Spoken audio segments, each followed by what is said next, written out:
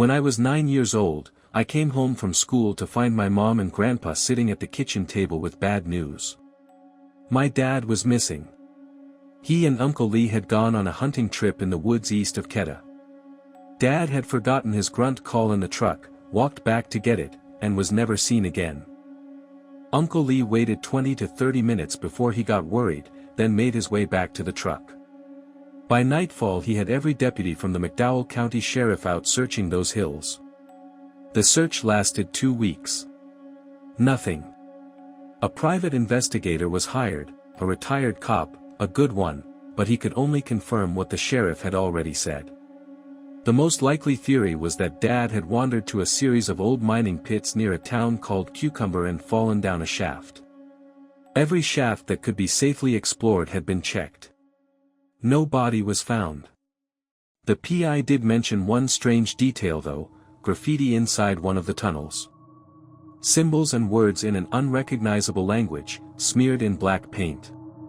He figured it was local teenagers. He never found them. Years passed.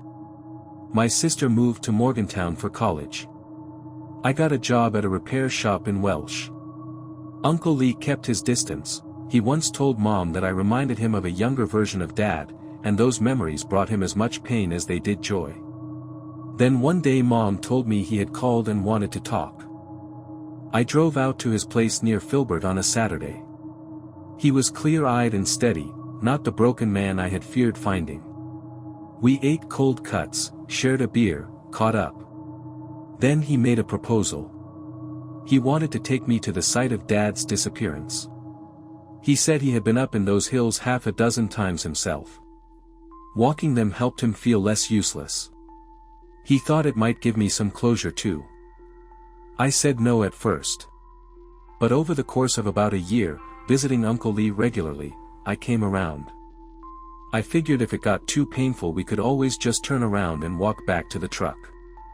Nothing was keeping us there. We drove to Quetta on a Saturday morning in early May, packed some beers and sandwiches, and treated it like a regular hike. And honestly, at first that is exactly what it felt like. The woods were no different from any other woods in West Virginia. I had always imagined that place as haunted, not literally, but close enough. The ghost of my dad wandering those hills. To be there and find it ordinary was genuinely good for me. Mostly. We stopped at Big Creek for a rest, sitting on a flat rock at the water's edge. When I suggested we head back, Uncle Lee said there was something he wanted to show me first. Another mile or so of walking brought us to a rocky outcropping overlooking the abandoned mines. I asked if this was the place the PI had looked into. Uncle Lee said it was. Then he sighed and told me something he had never told me or Mom. The last time he saw my dad, Dad was walking into one of those mine shafts. Before alerting the authorities, Lee had run through the woods calling Dad's name, trying to find him on his own. He ended up at that exact outcropping where we were standing and spotted a distant figure dressed exactly like Dad walking into one of the dark tunnels. He scrambled down and ran to the shaft. When he got inside with his flashlight there was no one there. That image, his brother walking into the dark, and then simply being gone, had haunted him ever since. The worst version of it being that something had happened to Dad inside that mine, something that meant he could not walk or talk even if he wanted to. I told Lee I was glad he had finally told me the truth, even if it was painful. Then he asked if I wanted to walk down to the mine with him. He said it was something he did on occasion as part of making peace with what happened. We had already come this far. I agreed. Getting down the steep face of the outcropping was not smart, so we walked around the edge to find a safer path. At the bottom, warning signs had been hammered into the dirt telling people to keep out. As we approached the mine entrance, a jagged scar in the rock face, the air grew heavier. Splintered wooden beams jutted out at odd angles. Discarded tools, a cracked lantern, a coil of frayed rope half buried in dirt. The place looked abandoned in a hurry, not wound down properly. The temperature dropped as we got closer. The darkness beyond the entrance swallowed the outside light after just a few feet. Lee reminded me that I did not have to go in if I did not want to. I went in. The cold hit immediately. The air tasted of dust, metal, and mold. My only light was a small flashlight attached to my keyring. I moved slowly, one careful step at a time. Tunnel walls close on either side. After a few steps I stopped and turned around to check if Lee was behind me. He was standing near the cage gate, almost a silhouette. But there was just enough light for me to see what he was holding. A gun. And the hand that held it was shaking. I ran. The first shot cracked the air behind me and felt like it exploded my eardrums. I turned off my flashlight. Complete darkness.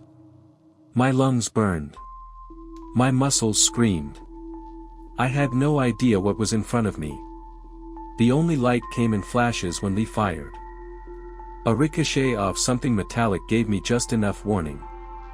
I flicked my light on for a split second and saw the tunnel split into 3 directions. I picked one and kept running. Once I was out of Lee's line of sight, I switched the flashlight back on and started looking for somewhere to hide.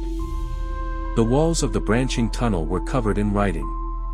Black paint, densely packed, hundreds, maybe thousands, of lines in a language I did not recognize. The same kind of thing the PI had described. I did not stop to study it. I found a small chamber off the main tunnel, ducked inside, pressed into the nearest corner, and went still. For the first few minutes, which felt like hours, my ears rang constantly from the amplified gunshots. Then slowly I started to hear Lee's footsteps. And his voice. He was calling my name, telling me to come out. Not trying to reason with me. Just telling me he was going to find me sooner or later. I stayed completely still. His footsteps got louder. He pointed his flashlight down the tunnel I was hiding in. I said it over and over in my head, "Don't come down here, please God, don't let him find me," and somehow he kept walking. He passed me by. I thought about making a break for it, but I remembered how loud my own footsteps would be, and how he had not missed all of his shots. I later found a bullet hole through one of the flap pockets of my jacket. So I stayed put. Then his footsteps suddenly changed.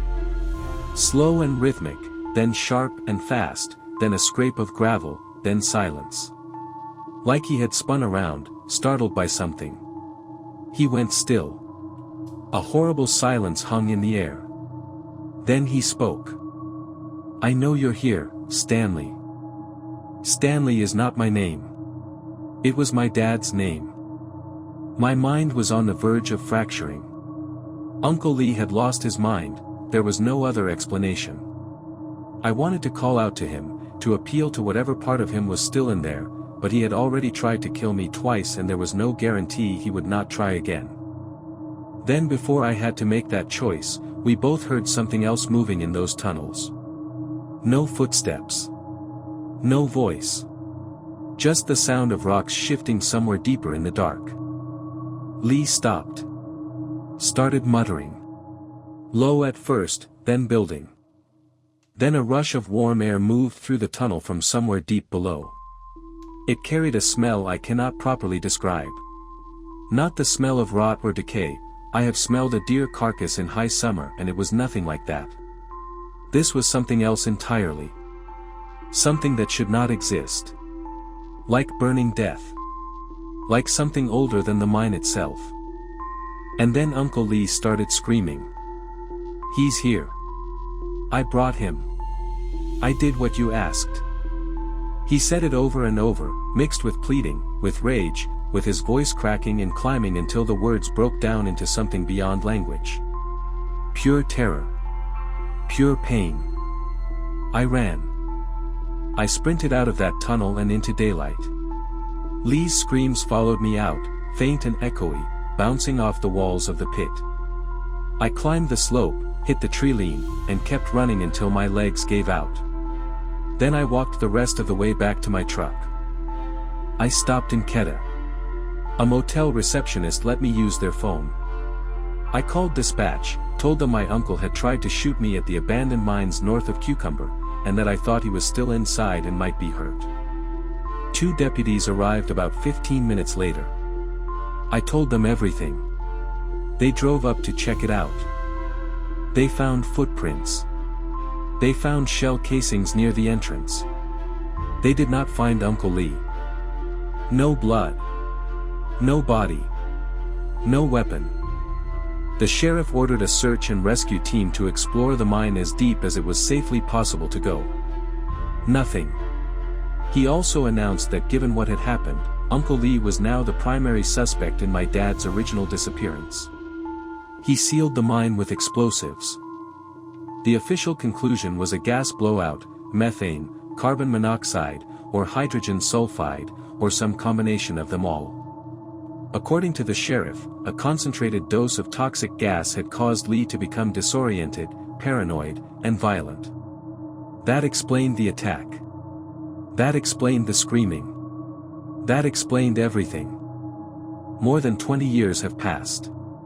No trace of Uncle Lee has ever been found. No trace of my dad either. I never argued with the sheriff's conclusion publicly. What I have written here is the first time I have ever put my own version of events into words. I do not believe it was a gas blowout that made Uncle Lee call out my dad's name instead of mine. I told the sheriff over and over, the rush of warm air did not come as we were walking into the mine. It came while I was already hiding, right before Lee started screaming. But they told me I was too frightened and too disoriented to remember clearly. Maybe they are right. I hope they are right. But I know what I heard. I know what I smelled. And I know what Uncle Lee was saying when he screamed into that darkness. He's here. I brought him. I did what you asked. Whatever is down in those mines just north of Cucumber, it is better left alone.